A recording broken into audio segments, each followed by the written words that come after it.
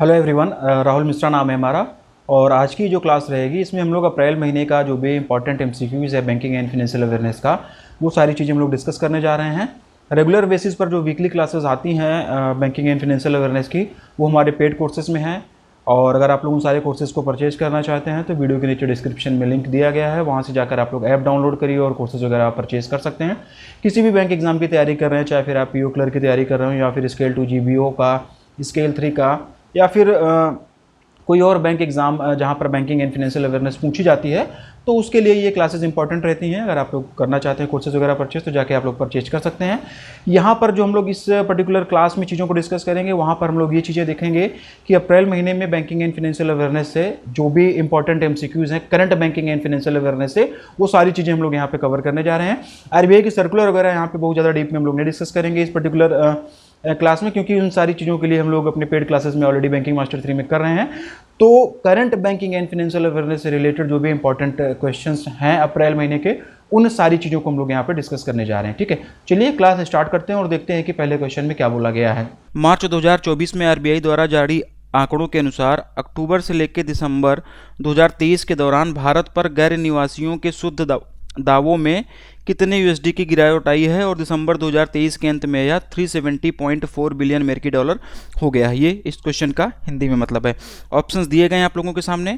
सही उत्तर इसका हो जाएगा ऑप्शन नंबर ए, 12.2 बिलियन। ठीक है, इसमें क्या बोला गया है कि भारत सरकार ने बोनस दर में बदलाव किए बिना वित्तीय वर्ष 2025 के लिए डाक जीवन बीमा यानी कि पीएलआई और ग्रामीण डाक जीवन बीमा यानी कि रूरल पोस्टल इंश्योरेंस यानी कि आरपीएलआई योजना के लिए एक साधारण प्रत्यावर्ती बोनस को मंजूरी दे दी है। फाइनेंशियल ईयर 2023 के लिए बोनस की दर किस तारीख से प्रभावी होगी? इसमें जो रेट है वो किस तारीख से प्रभावी होगा, ये इसमें पूछा गया है।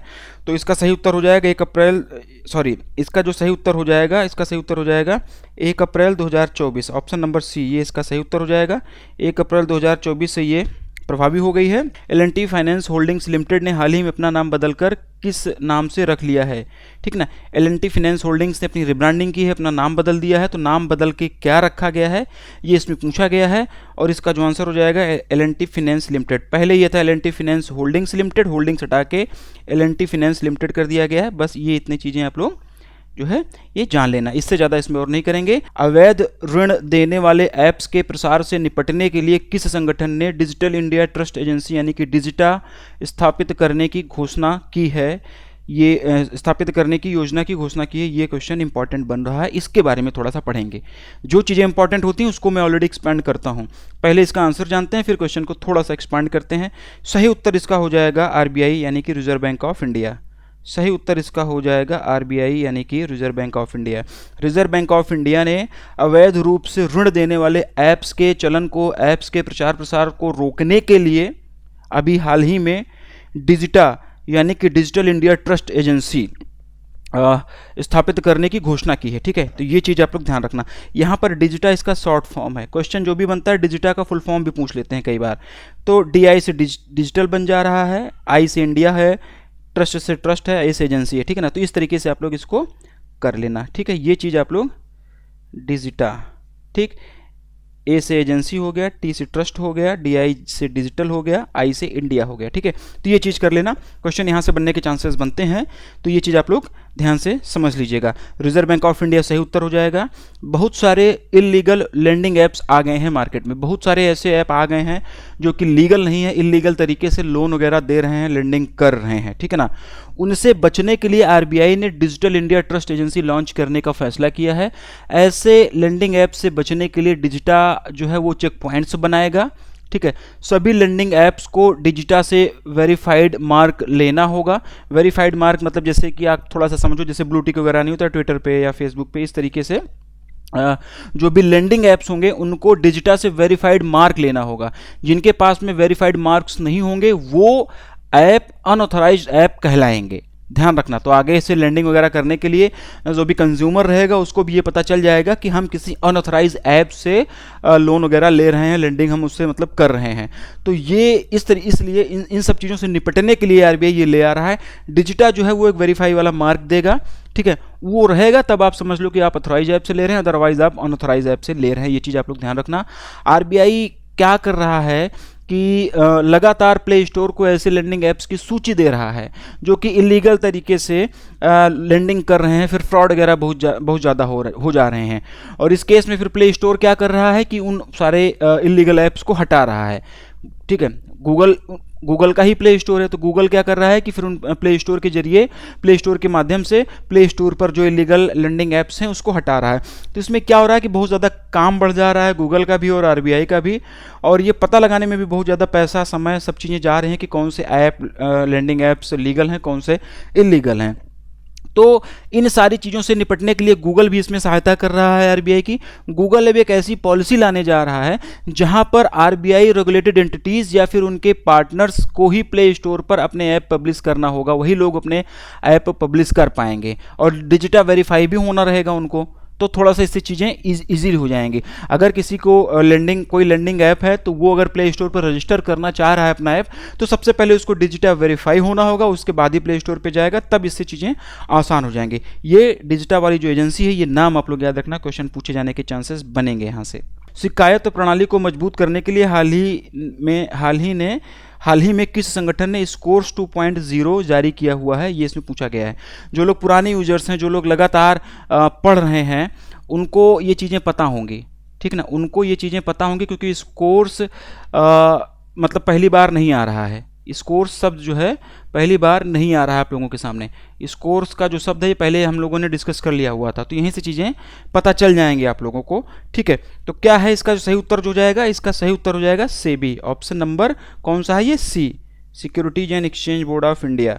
हाल ही में एक्सिस कैपिटल लिमिटेड के एमडी एंड सीईओ के रूप में किसे नियुक्त किया गया है, ये इसमें पूछा गया है। ऑप्शंस बहुत सारे कंफ्यूजिंग दिए गए हैं। Atul Mehra, option number A is the right answer. Atul Mehra को अभी हाल ही में एक्सिस कैपिटल लिमिटेड का एमडी एंड सीईओ अपॉइंट किया गया है और इन्होंने सलिल पिटाले को सक्सीड किया है। ऑप्शन में देखो वो भी आंसर दिया गया है, ऑप्शन नंबर बी देखो, सलिल पिटाले का भी नाम दिया गया है।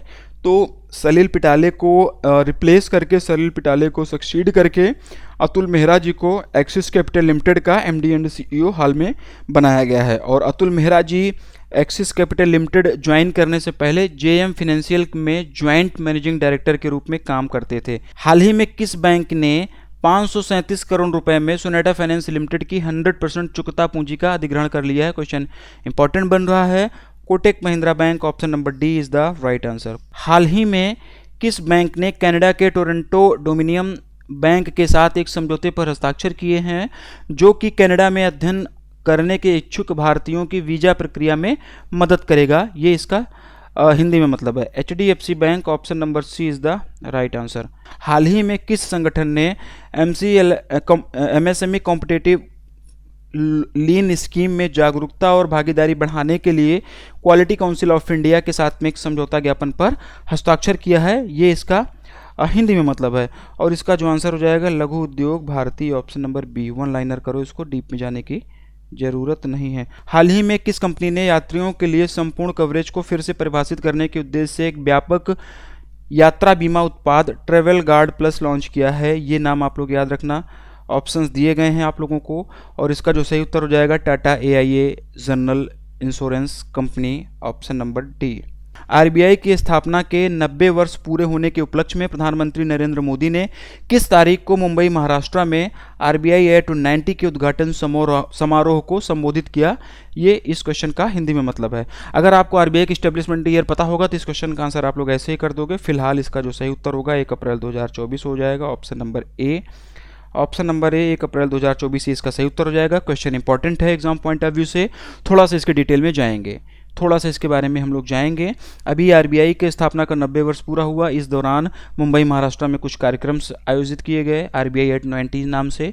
उस कार्यक्रम का उद्घाटन प्रधानमंत्री नरेंद्र मोदी जी ने किया। क्या क्या बातें उन्होंने कही, क्या क्या और इंपॉर्टेंट चीज़ें हैं, टू द पॉइंट चीज़ों को हम लोग समझने की कोशिश करते हैं। इस इवेंट के दौरान आरबीआई एट 90 ये जो इवेंट था, इस इवेंट के दौरान प्रधानमंत्री नरेंद्र मोदी जी के साथ साथ में आरबीआई के गवर्नर शक्तिकांत दास जी भी इसमें थे, फाइनेंस मिनिस्टर निर्मला सीतारमण जी भी इस इवेंट के दौरान मौजूद थी। प्रधानमंत्री नरेंद्र मोदी द्वारा आरबीआई के स्थापना के 90 वर्ष पूरे होने के उपलक्ष्य में जो ये इवेंट आयोजित किया गया था, इस दौरान 90 रुपये का एक स्पेशल क्वाइन जारी किया गया था। ₹90 का एक स्पेशल क्वाइन जारी किया गया था, ये चीज़ ध्यान से सुनना। अब सुनना, यहाँ से क्वेश्चन बनेगा, ठीक है ना। क्वाइन जारी किया गया था। अब क्वाइन के फीचर्स हम लोग जान लेते हैं। क्वाइन के फीचर्स इसलिए जान रहे हैं क्योंकि last two last year exam में कोई एक क्वाइन ऐसे उस समय भी कुछ जारी किया गया था और उस क्वाइन के फीचर्स के बारे में पूछ लिया गया था, ठीक है ना, और वो शायद जीबीओ में ही पूछा गया था। तो क्वाइन के फीचर जानना इसलिए भी ज़रूरी होता है क्योंकि इस तरीके से भी क्वेश्चंस पूछ लेते हैं। तो जो ये 90 रुपये का स्पेशल क्वाइन जारी किया गया है, इसके क्या क्या फीचर्स हैं। तो पहला फीचर ये है कि ये प्योर सिल्वर से बना हुआ है, पूरी तरीके से ये सिल्वर से, चांदी से बना हुआ है। ये चीज़ आप लोग ध्यान रखना, प्योर सिल्वर से बना हुआ है और लगभग 40 ग्राम जो है इसका वेट है, इसका वज़न जो है लगभग 40 ग्राम के आसपास है। क्वाइन के 2 साइड होते हैं, तो क्वाइन के एक साइड में आरबीआई का लोगो लगा हुआ है और उसके नीचे आरबीआई एट 90 लिखा हुआ है, जबकि क्वाइन के दूसरे साइड में जो अशोक पिलर नहीं होता है, अशोक स्तंभ जो नहीं होता है, अशोक पिलर बना हुआ है और देवनागरी लिपि में सत्यमेव जयते उसमें लिखा हुआ है। ठीक, ये चीज़ ये क्वाइन के फीचर्स हो गए। इसके अलावा आरबीआई थोड़ा सा भी, क्योंकि आरबीआई अपना 90वां स्थापना दिवस मना रहा है, तो थोड़ा सा आरबीआई की हिस्ट्री वगैरह भी जानना जरूरी होता है। क्वेश्चन यहाँ से भी बन सकते हैं और इसी तरीके से स्टैटिक बनता है, इसी तरीके से और भी क्वेश्चंस बनते हैं वो बनते हैं, ठीक है। तो ये चीज़ें यहीं पर हम लोग करते हुए चलते हैं, हर क्वेश्चन के साथ में जहाँ पे जो चीज़ें रहती हैं वो चीज़ें हम लोग करते हुए चलते हैं। तो आरबीआई की हिस्ट्री वगैरह के बारे में थोड़ा सा हम लोग जानते हैं। उसके बाद में हम लोग ये जानेंगे कि पीएम मोदी ने इस पर्टिकुलर इवेंट में और क्या क्या जानकारी दी और क्या क्या डाटा रिवील किया, वो भी हम लोग जानेंगे। लेकिन सबसे पहले हम लोग जानते हैं आरबीआई के बारे में। देखो, आरबीआई की स्थापना 1 अप्रैल 1935 को हुई थी, ये सबको पता होगा, बहुत बेसिक चीज़ें हैं, लेकिन एक बार फिर से पढ़ ले रहे हैं, ठीक है ना। 1935 आरबीआई की स्थापना 1 अप्रैल 1935 को आरबीआई की स्थापना हुई थी हिल्टन यंग कमीशन के रिकमेंडेशन के बाद में, ठीक है ना। इस कमीशन का नाम आप लोग याद कर लेना, हिल्टन यंग कमीशन के रिकमेंडेशन के बाद में 1 अप्रैल 1935 को आरबीआई की स्थापना की गई थी। और ये जो हिल्टन यंग कमीशन था, ये 1926 में इस कमीशन का गठन किया गया था। आरबीआई एक्ट 1934 में लाया गया था, आरबीआई एक्ट 1934 में लाया गया था, 1934 में आरबीआई एक्ट लाया गया था। आरबीआई के पहले गवर्नर की अगर हम लोग बात करेंगे तो सर ऑसबॉर्न स्मिथ जो हैं वो आरबीआई के पहले गवर्नर थे, ठीक है। आरबीआई के पहले गवर्नर थे। आरबीआई के पहले इंडियन गवर्नर की अगर हम लोग बात करेंगे तो सीडी देशमुख जो थे वो आरबीआई के पहले भारतीय गवर्नर थे। इनिशियली जब शुरुआत में आरबीआई का स्थापना हुआ था तो कोलकाता वेस्ट बंगाल में इसका हेडक्वार्टर हुआ करता था। कोलकाता वेस्ट बंगाल में इनिशियली इसका हेडक्वार्टर हुआ करता था और 1937 में, ठीक है ना, 1937 में, यानी कि स्थापना के 2 साल बाद 1937 में इसका हेडक्वार्टर मुंबई शिफ्ट कर दिया गया था। ठीक, इसका हेडक्वार्टर मुंबई शिफ्ट कर दिया गया था। RBI transfer to public ownership act 1948, ठीक है ना। RBI transfer to public ownership act 1948 के तहत 1 जनवरी 1949 को आरबीआई को नेशनलाइज किया गया था, ठीक है। ये हो गई आरबीआई से संबंधित कुछ जानकारी। अब आरबीआई काम क्या करता है, काफ़ी लोगों को पता होगा, लगभग सभी लोगों को पता होगा, लेकिन थोड़ा सा ये भी जान लेते हैं। फॉरेन एक्सचेंज रिजर्व को आरबीआई जो है वो मैनेज करता है। करेंसी वगैरह इशू करना आरबीआई का काम है। 1 रुपये का सिक्का, 1 रुपये की नोट वाला जो क्वेश्चन बनता है कि कौन सा आरबीआई करता है, कौन सा government of India ministry of finance करता है, ये भी आपको पता होगा। नहीं पता, ये पूरा बता नहीं रहा हूँ जानबूझ के मैं, इसका हिसाब, इसकी हिस्ट्री अगर आपको याद आ रही है तो नीचे कमेंट कर लिख दो। और पेड यूजर्स अगर ऐप में देख रहे हो तो आप लोग रिकॉल कर लो कि 1 रुपये का सिक्का और 1 रुपये की जो नोट है, जो क्वाइन है, ये किसके किसके द्वारा कैसे क्या जारी किया जाता है, ये भी आप लोग बताओगे। इसके साथ साथ में आरबीआई क्या करता है कि मॉनेटरी पॉलिसीज़ वगैरह बनाता है, repo rate, reverse repo rate ना, जिससे कि अर्थव्यवस्था को सुचारू रूप से चलाया जा सके। इसके साथ साथ में आरबीआई क्या करता है कि फाइनेंशियल इंस्टीट्यूशंस का सुपरविजन वगैरह करता है, उनका रेगुलेशन करता है, जैसे बैंक एनबीएफसीज वगैरह हो जाती हैं। तो ये कुछ आरबीआई के काम हो गए। अब वापस क्वेश्चन पर आते हैं कि इस इवेंट के दौरान और क्या क्या चीज़ें हुई थी। तो प्रधानमंत्री नरेंद्र मोदी ने इस इवेंट के दौरान कुछ एक जानकारियां दी थी, तो वो क्या क्या जानकारियां हैं उसको भी हम लोग जान लेते हैं। तो प्रधानमंत्री नरेंद्र मोदी ने कहा था कि पब्लिक सेक्टर बैंक को हेल्प करने के लिए 3.5 लाख करोड़ रुपए का कैपिटल इन्फ्यूजन किया गया है। कितने का किया गया है, मैं लिख रहा हूँ, 3.5 लाख करोड़ रुपए का कैपिटल इन्फ्यूजन किया गया, जिससे कि पब्लिक सेक्टर बैंकों को हेल्प किया जा सके। इंसॉल्वेंसी एंड बैंकरप्सी कोड ने 3.25 लाख रुपीस के लोन अमाउंट को रिजॉल्व किया हुआ है। ग्रॉस एनपीए जो कि 2018 में 11.25 था। सितंबर 2023 के दौरान, सितंबर 2023 में ये 3% से भी कम हो गया, ठीक है ना। और ये कब की हो रहा है? सितंबर 23 की। सितंबर 2023 में ग्रॉस एनपीए घटकर 3% से भी कम हो गया था। टोटल 52 करोड़ जनधन अकाउंट में से 55% अकाउंट महिलाओं का है। 55% ऑफ अकाउंट जो है, 52 करोड़ का 55% जनधन अकाउंट महिलाओं का है। 1200 करोड़ से भी ज़्यादा मंथली ट्रांजैक्शंस यूपीआई से हो रहा है। ये भी डाटा इनके द्वारा जारी किया गया था। कितना? 1200 करोड़। 1200 करोड़, ये चीज़ भी याद रखना। और अभी वर्तमान में 7 देश ऐसे हैं जिनके पास में यूपीआई को जिन देशों ने यूपीआई एक्सेप्टेंस कर लिया, जो कि यूपीआई एक्सेप्ट कर चुके हैं, उनके देशों में भी यूपीआई का प्रचार प्रसार हो रहा है, यूपीआई के माध्यम से ट्रांजैक्शंस हो रहे हैं। कौन कौन से वो 7 देश हैं? श्रीलंका, यूएई, नेपाल 3 देश हो गए, मॉरिशस, सिंगापुर 5 देश हो गए, फ्रांस और भूटान ये 7 देश हो गए। ये 7 देशों के आप लोग नाम याद रख लेना। ये क्वेश्चन इंपॉर्टेंट था, इसमें मैक्सिमम पॉसिबल एग्जाम ओरिएंटेड चीज़ें आपको बताई गई। इसकी पीडीएफ भी आप लोग पढ़ना, थोड़ी बहुत इन्फॉर्मेशन वहाँ पे भी मैं दूंगा। अप्रैल 2024 में जारी world India digital payments report H2 2023 के अनुसार 2023 की दूसरी छमाही में यूपीआई लेन देन की मात्रा कितने प्रतिशत से बढ़कर 65.77 बिलियन हो गई। क्वेश्चन अच्छा है, इसको भी थोड़ा सा एक्सपांड करेंगे, इसके बारे में भी जानेंगे। काफ़ी सारा डाटा इसमें है, सारा डाटा यहाँ पे नहीं पढ़ूंगा। जो एग्जाम ओरिएंटेड चीज़ें हैं वो वही डाटा यहाँ पर वीडियो क्लास में मैं कराऊंगा। पीडीएफ में थोड़ा कुछ और डाटा है नेसेसरी, थोड़ा बहुत कम इंपॉर्टेंट लगे मुझे, लेकिन वहाँ पे मैं दे दूंगा, ठीक है ना। वर्ल्ड लाइन की ये रिपोर्ट है जिसका नाम क्या था? World line India digital payments report H2 2023, ठीक है ना। World line India digital payments report H2 2023 ये वर्ल्ड लाइन की रिपोर्ट है, ठीक है। इस रिपोर्ट में जो बातें कही गई हैं वो 2023 के सेकंड हाफ के बारे में कही गई है, यानी कि जुलाई 2023 से लेकर दिसंबर 2023 तक, यानी कि जुलाई 2023 से लेकर दिसंबर 2023 तक के बीच में की ही जानकारी इस रिपोर्ट में दी गई है। तो आगे से जो भी इन्फॉर्मेशन मैं आपको दूंगा वो मैं जुलाई 2023 से लेकर दिसंबर 2023 के बीच की दूंगा, और इसका जो कंपैरिजन करूंगा वो जुलाई 2022 से लेकर दिसंबर 2022 के दौरान करूंगा। मतलब कि 2023 के छमाही, लास्ट छमाही का कंपैरिजन 2022 के लास्ट छमाही से किया इसमें जाएगा, ठीक है ना। चलो, पहला पॉइंट क्या कह रहा है? यूपीआई ट्रांजैक्शन इस दौरान 56% बढ़कर 65.77 बिलियन हो गया, ठीक है ना। यानी कि इस क्वेश्चन का आंसर क्या हो जाएगा? 56%। ऑप्शन नंबर बी, 56% इसका आंसर हो जाएगा। यहाँ पर 56% आएगा, यहाँ पर 56% आएगा, ठीक है ना। यूपीआई ट्रांजैक्शन जुलाई 2023 से दिसंबर 2023 के दौरान 56% बढ़कर 65.77 बिलियन हो गया, जबकि 2022 के सेकंड हाफ में ये 42.09 बिलियन था। पहला पॉइंट, ये ट्रांजैक्शन वॉल्यूम की बात हो रही है। ये किसकी बात हो रही है? ट्रांजैक्शन वॉल्यूम की बात हो रही है, ठीक ना। वैल्यू की बात नहीं हो रही है, वैल्यू और वॉल्यूम में डिफरेंस है। वैल्यू की अगर हम लोग बात करें तो इस दौरान वैल्यू में भी 44% की बढ़ोतरी हुई है।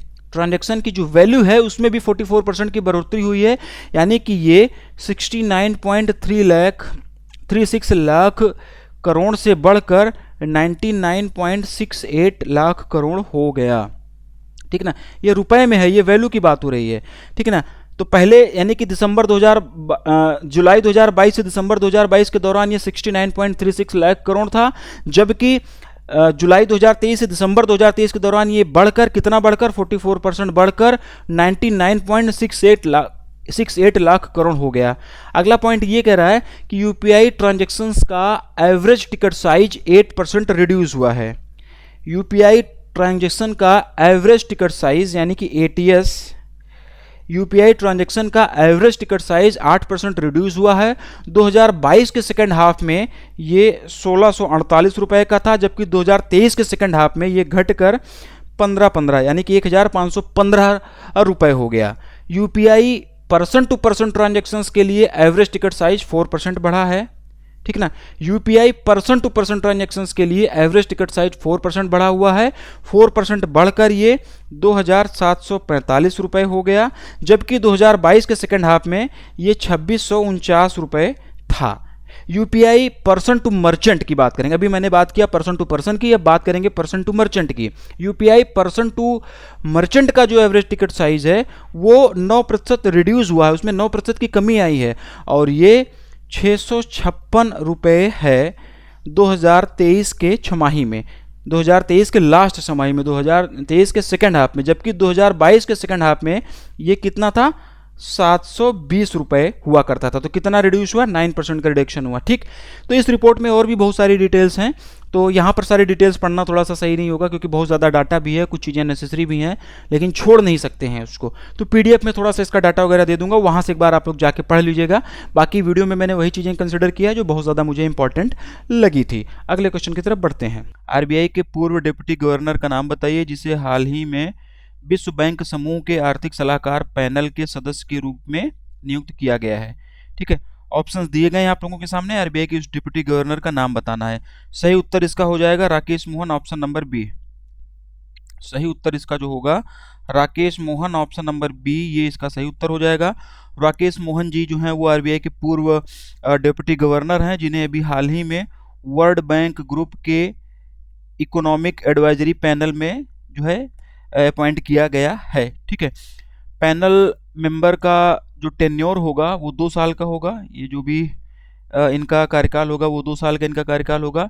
पैनल में और भी लोग हैं, उनका नाम जानने की ज़रूरत नहीं है, इंडिया से बस यही हैं, तो यही इनके लिए यही अपने लिए इम्पोर्टेंट बनेगा।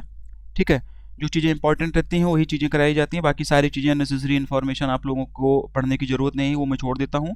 राकेश मोहन के बारे में थोड़ा सा और अगर हम लोग इन्फॉर्मेशन लें तो ये अभी वर्तमान में करंट में economic advisor council of prime minister यानी कि EAC, economic advisor council of prime minister, ठीक है ना, economic advisor council of prime minister के पार्ट टाइम मेंबर के रूप में ये काम कर रहे हैं। अब ये डिप्टी गवर्नर कब से कब थे ये चीज़ भी थोड़ा सा हम लोग जान लेते हैं कि ये आरबीआई के पूर्व डिप्टी गवर्नर थे, तो कब इनका कार्यकाल था। सितंबर 2002 से लेके अक्टूबर 2004 तक ये आरबीआई के डिप्टी गवर्नर थे। उसके बाद जुलाई 2005 से लेके जून 2009 तक ये आरबीआई के डिप्टी गवर्नर के पद पे काम कर चुके हैं। Option number B, Rakesh Mohan is the right answer. क्या बोला गया है इसमें कि वित्त वर्ष 2025 की आरबीआई की पहली द्विमासिक मौद्रिक नीति से संबंधित निम्नलिखित में से कौन सा बिंदु सही है, और ये 4 पॉइंट दिए गए हैं, उसके बाद में ये ऑप्शंस दिया गया है। ठीक है, आरबीआई के भी by monthly monetary policy meeting हुई थी, जो कि फाइनेंशियल ईयर 2025 की पहली by monthly monetary policy meeting हुई थी। तो उससे संबंधित जो भी पॉइंट्स दिए गए हैं 1 2 3 4 में, ये कौन कौन से पॉइंट्स सही हैं ये इसमें पूछा गया है। ठीक है, इसी तरीके से क्वेश्चंस जो पूछे जाते हैं आप लोगों से आरबीआई सर्कुलर से भी पूछे जाते हैं, आरबीआई सर्कुलर से भी पूछे जाते हैं। इसी तरीके से क्वेश्चन स्केल 3 के लिए अगर आप प्रिपरेशन कर रहे हो तो स्केल 3 में आरबीआई की कोई रिपोर्ट ऐसे दे देते हैं, उसके बाद में 1 2 3 4 5 करके से कई सारे पॉइंट्स दे देते हैं।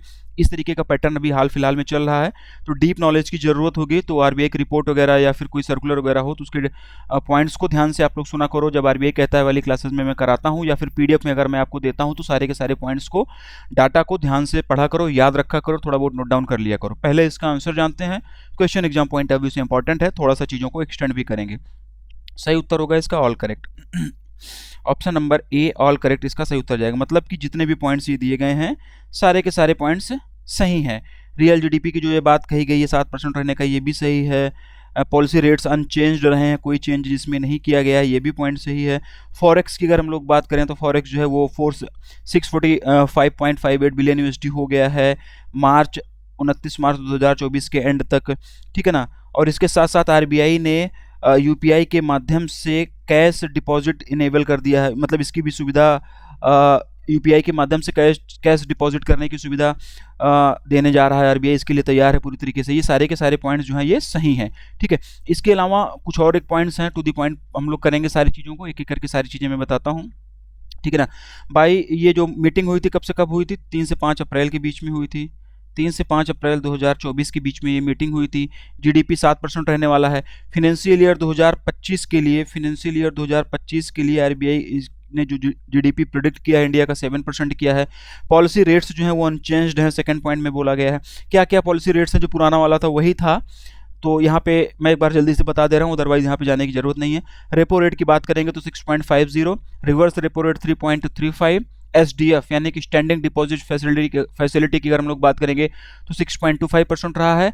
Cash reserve ratio CRR 4.50%, SLR statutory liquidity ratio 18%, bank rate 6.75%, MSF marginal standing facility 6.75%। ये पॉलिसी रेट्स हैं, ये अनचेंज्ड हैं, इसमें कोई चेंज नहीं किया गया है।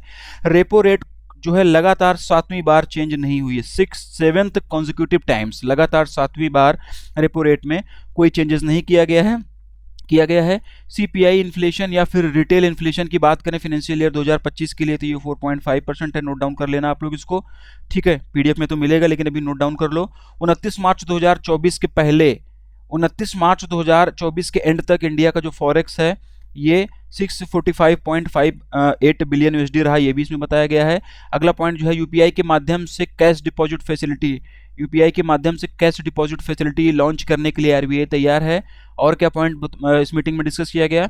आरबीआई रिटेल डायरेक्ट स्कीम की रीच को बढ़ाने के लिए आरबीआई रिटेल पोर्टल को एक्सेस करने के लिए आरबीआई एक मोबाइल ऐप लॉन्च करेगा। आरबीआई रिटेल डायरेक्ट स्कीम की अगर हम लोग बात करेंगे तो नवंबर 2021 में ये लॉन्च की गई थी। क्यों लॉन्च की गई थी, क्या काम है इसमें, बहुत ज़्यादा उलझने की जरूरत नहीं है। आरबीआई ने अपनी नई वेबसाइट और नया मोबाइल ऐप भी लॉन्च कर दिया है। आरबीआई ने स्मॉल फाइनेंस बैंक को परमिसिबल रुपी इंटरेस्ट डेरिवेटिव प्रोडक्ट्स यूज़ करने के लिए अलाउ कर दिया है। बहुत ज़्यादा घुसने की जरूरत नहीं है, बस ये जान लो। इसके साथ साथ आरबीआई ने सीबीडीसी यानी कि सेंट्रल बैंक को डिजिटल करेंसी, आरबीआई ने सीबीडीसी रिटेल को और ज़्यादा विस्तृत करने का फैसला किया है और इसके लिए आरबीआई जो है वो नॉन बैंक पेमेंट ऑपरेटर को भी सीबीडीसी वॉलेट ऑफर करने के लिए अलाउ कर दिया है। ये कुछ एक इंपॉर्टेंट पॉइंट थे जो आप लोगों को जानना जरूरी था। कुछ एक पॉइंट्स और हैं जो पीडीएफ में मैं डाल दूंगा, वहां से पढ़ लेना। जो सबसे ज़्यादा जरूरी चीज़ें थी उसको मैंने वीडियो क्लास में कवर कर लिया है यहाँ पे, ठीक है। आगे बढ़ते हैं। Which of the following points is are correct related to RBI recent action taken in April 2024? अप्रैल 2024 में आरबीआई की हालिया कार्यवाही से संबंधित निम्नलिखित में से कौन सा बिंदु सही है, ठीक है ना। इस तरीके से भी क्वेश्चंस फ्रेम हो सकते हैं, ठीक है। तो ये मैं कई तरीके से क्वेश्चंस वगैरह फ्रेम करके आपको दिखाता रहता हूँ। मैक्सिमम पॉसिबल चीज़ें जब अभी तक जो आईबीपीएस का पैटर्न रहा है, जिस तरीके से भी क्वेश्चंस पूछता है वो सारे तरीके से क्वेश्चंस में बीच बीच में बनाता रहता हूँ, जिससे कि आप लोगों को एक मोटा मोटा आइडिया लगे। हालांकि आईबीपीएस हर बार अपने पेपर पैटर्न में कुछ ना कुछ चेंजेस कर देता है, लेकिन कोई बात नहीं, हमको हर चेंजेस के लिए तैयार रहना होगा, ठीक है। तो अभी आरबीआई ने हाल ही में कुछ डिसीजंस लिए हैं, कुछ एक्शंस लिए हैं जो कि पॉइंट 1, पॉइंट 3, पॉइंट 4 और पॉइंट 4 में दिए गए हैं। अब इसमें से कौन सा डिसीजन सही है, कौन कौन सा चीज़ें सही है, कौन सा गलत है, ये पूछा गया है। पहले इसका आंसर जानते हैं, फिर चीज़ों को हम लोग एक्सप्लेन करते हैं। इसका भी आंसर ऑल करेक्ट होगा, मतलब कि जितने भी ये पॉइंट्स दिए गए हैं सारे के सारे सही हैं। एक बार सारे पॉइंट्स को हम लोग पढ़ लेते हैं। आरबीआई ने 4 एनबीएफसीज का सर्टिफिकेट ऑफ रजिस्ट्रेशन कैंसिल कर दिया है। कौन कौन सी एनबीएफसीज हैं?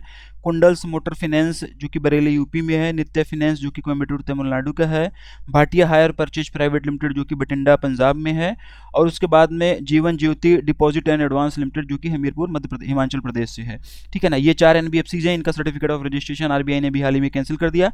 इसके अलावा अपार्ट फ्रॉम दिस 5 एनबीएफसीज, इसके अलावा 5 एनबीएफसीज और हैं जिन्होंने अपना सर्टिफिकेट ऑफ रजिस्ट्रेशन आरबीआई को सरेंडर कर दिया है, ठीक है ना। अब ये 5 एनबीएफसी कौन है, इनका भी नाम यहाँ पे दिया गया है, पढ़ लो आप लोग। इनका नाम है growing opportunities finance Chennai Tamil Nadu का है, इनवेल कॉमर्शियल जो कि कोलकाता वेस्ट बंगाल से रिलेटेड है, मोहन फाइनेंस जो कि कोलकाता वेस्ट बंगाल से है, सरस्वती प्रॉपर्टीज जो कि बरेली उत्तर प्रदेश से है, क्विक मार्केटिंग प्राइवेट लिमिटेड जो कि राजेंद्र नगर तेलंगाना से। ये 5 एनबीएफसी ऐसे हैं जिन्होंने अपना सर्टिफिकेट ऑफ रजिस्ट्रेशन आरबीआई को सरेंडर कर दिया है।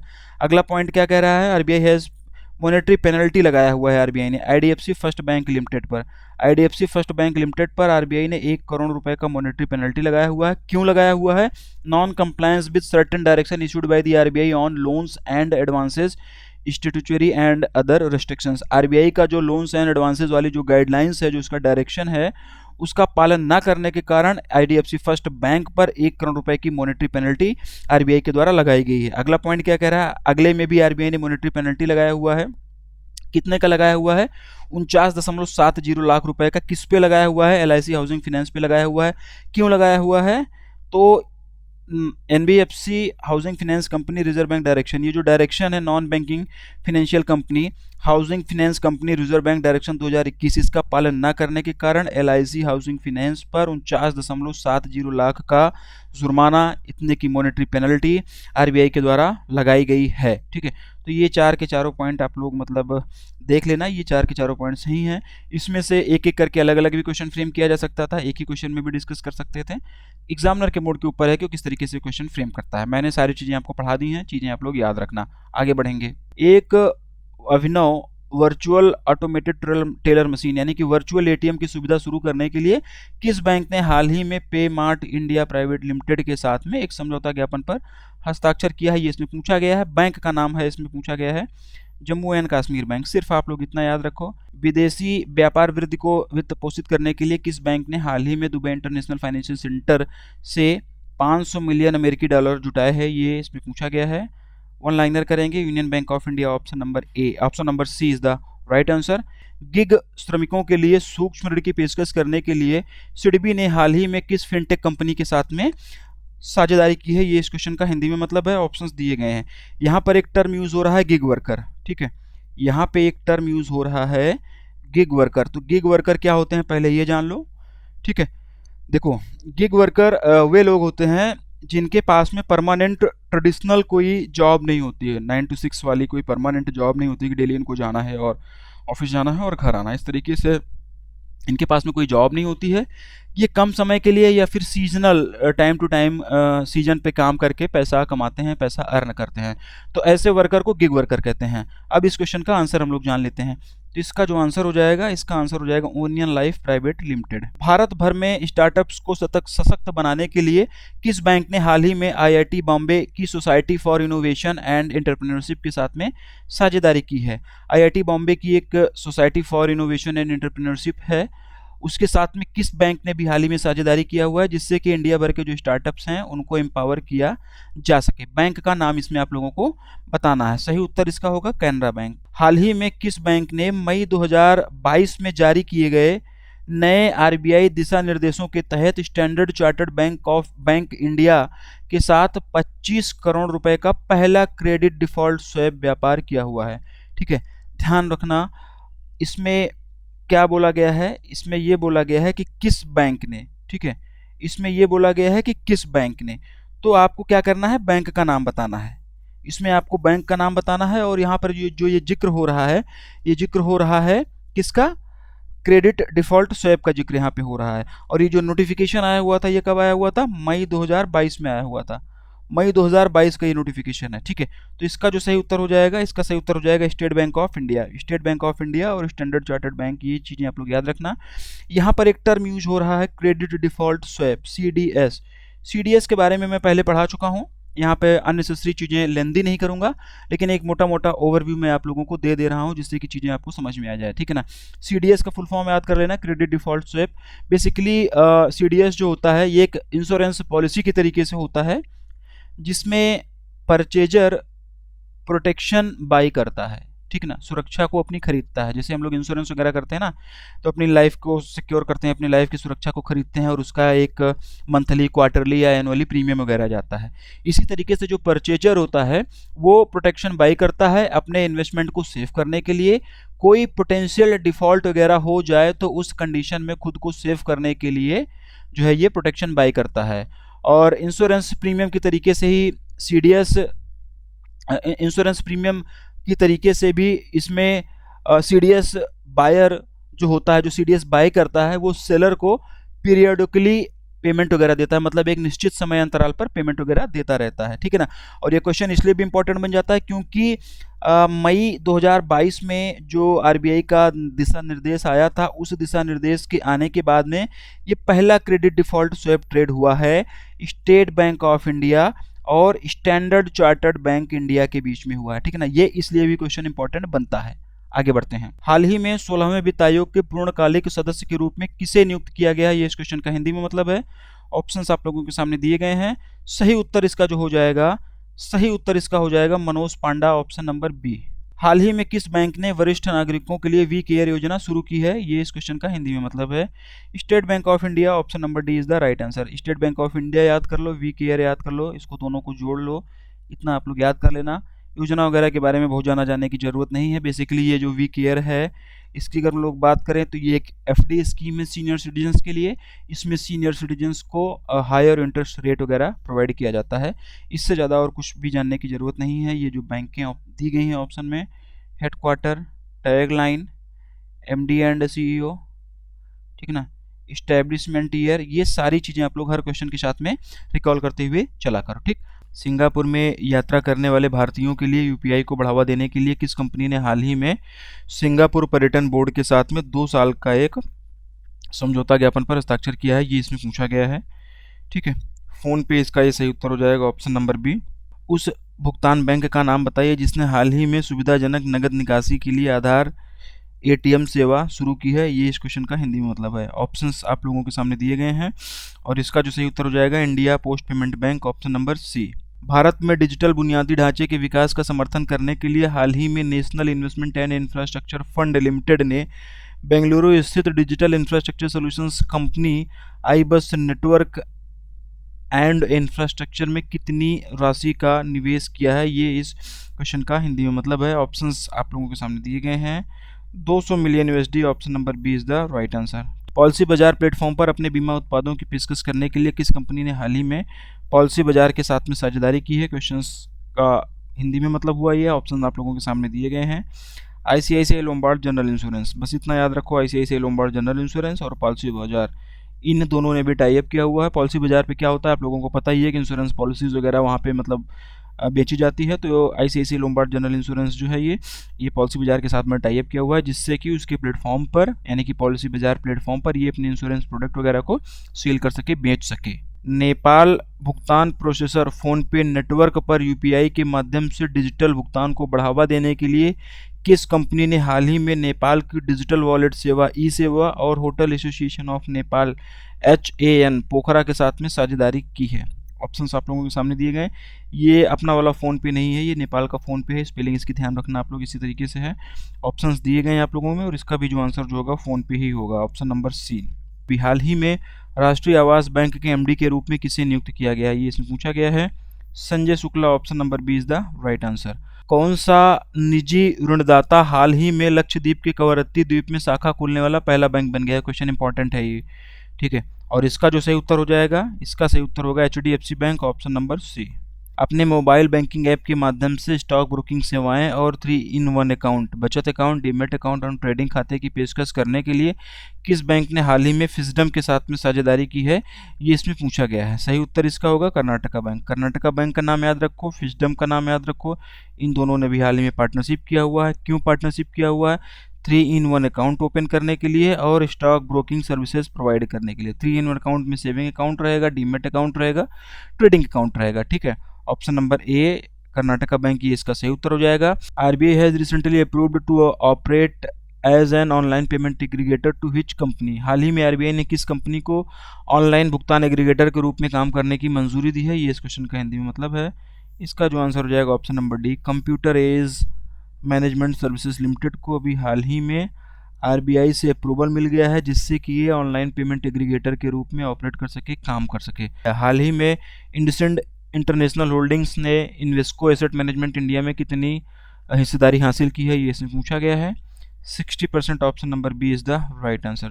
भारतीय व्यापारियों के लिए सीमा पार से भुगतान को बढ़ाने के लिए पेयू ने हाल ही में किस कंपनी के साथ में साझेदारी की है, ये इस क्वेश्चन का हिंदी में मतलब है। ऑप्शंस आप लोगों के सामने दिए गए हैं। PayPal, option number A is the right answer. Bharat में धन प्रबंधन और ब्रोकिंग व्यवसाय स्थापित करने के लिए किस कंपनी ने हाल ही में ब्लैक रॉक के साथ में एक संयुक्त उद्यम बनाया हुआ है, ज्वाइंट वेंचर यानी कि बनाया हुआ है, ठीक है। जियो फाइनेंशियल सर्विसेज, ये इसका आंसर हो जाएगा, ऑप्शन नंबर सी। RBI ने हाल ही में सभी विनियमित संस्थाओं को किस तारीख से सभी नए खुदरा और MSME उधारकर्ताओं को मुख्य तथ्य विवरण प्रदान करना अनिवार्य कर दिया है, ठीक है। क्वेश्चन इंपॉर्टेंट है। RBI का सर्कुलर आया हुआ है, इसके लिए RBI का व्यापक दिशा निर्देश आया हुआ है, वहीं से ये क्वेश्चन मैंने फ्रेम कर लिया है। यहाँ पर मैं चीज़ें पढ़ूंगा, PDF में थोड़ा सा और डिटेल में भी दूंगा इसके बारे में। बाकी जब RBI कहता वाला वीडियोज़ वगैरह अगर टाइम मिलेगा, वो चीज़ें अगर मैं आपको ये बनाऊंगा तो वहाँ पर और डीप में जाके पढ़ दूंगा। हालांकि सारे पॉइंट मैं यहीं पे कवर करने की कोशिश करूंगा और PDF में भी दे दूंगा, ठीक है। पहले इसका आंसर जानते हैं पहले, फिर क्वेश्चन को एक्सपांड करेंगे, थोड़ा सा डीप में इसके हम लोग जाएंगे। इसका जो सही उत्तर हो जाएगा 1 अक्टूबर 2024। थोड़ा तबीयत मेरी ख़राब है, खांसी वांसी की आवाज़ आप लोगों को सुनाई दे रही होगी, थोड़ा सा मैनेज करिएगा ये चीज़ें, ठीक है। आज भर के लिए 1 अक्टूबर 2024 इसका सही उत्तर हो जाएगा, ठीक है। क्वेश्चन क्या कह रहा है, थोड़ा सा इसको एक्सपांड करते हैं और इसको समझने की कोशिश करते हैं कि क्या इसमें बातचीत की गई है, ठीक है। तो RBI ने अभी हाल ही में सभी रेगुलेटेड एंटिटीज़ ठीक ना। रेगुलेटेड एंटिटीज़ का मतलब आप लोग समझ जाया करो कि आरबीआई के द्वारा जो भी रेगुलेटेड एंटिटीज़ होती हैं उसकी बात यहाँ पे होती है, ठीक है। तो आरबीआई ने अभी हाल ही में सभी रेगुलेटेड एंटिटीज़ को, जैसे कि बैंक या फिर दूसरे फाइनेंशियल इंस्टीट्यूशंस के लिए, सभी नए रिटेल और एमएसएमई बोरोवर्स को कॉम्प्रिहेंसिव की फैक्ट स्टेटमेंट देना अनिवार्य कर दिया है।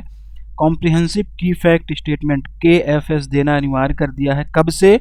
1 अक्टूबर 2024 से। ये डेट भी आप लोग याद रखना, 1 अक्टूबर 2024 से की फैक्ट स्टेटमेंट्स देना अनिवार्य कर दिया है आरबीआई ने सभी रेगुलेटेड एंटिटीज़ को 1 अक्टूबर 2024 से। ये चीज़ें याद करना, आरबीआई का दिशा निर्देश है, मैं बता रहा हूँ ना, थोड़ा सा डीप में इसके चलेंगे। ठीक है, की फैक्ट स्टेटमेंट क्या होता है थोड़ा सा समझते हैं इसको।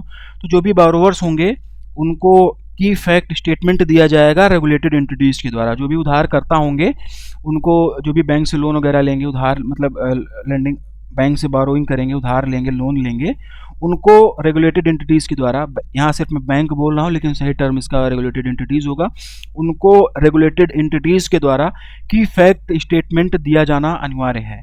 ठीक है, क्या क्या होता है इसकी फैक्ट स्टेटमेंट में ये जानना सबसे ज़्यादा जरूरी है, बाकी तो ये डेट ही इंपॉर्टेंट है। ठीक है, देखो, जब हम किसी बैंक से कोई लोन वगैरह लेते हैं तो उसके कुछ रूल्स एंड रेगुलेशंस होते हैं कि रिकवरी वगैरह कैसी होगी, रिकवरी के टाइम पे क्या क्या एक्शन ले सकते हैं, क्या होता है, क्या मतलब उसके पूरा का पूरा है। कभी आप लोनिंग वगैरह कराएंगे तो पूरा का पूरा ब्रोशर मिलता है ना, कि कितना मंथली इंस्टॉलमेंट जाएगा, कितना उसके इंटरेस्ट लगेगा, क्या क्या होगा, सारी चीज़ें उस पर रहती हैं। लोन पे भी इंश्योरेंस वगैरह करा लिया जाता है।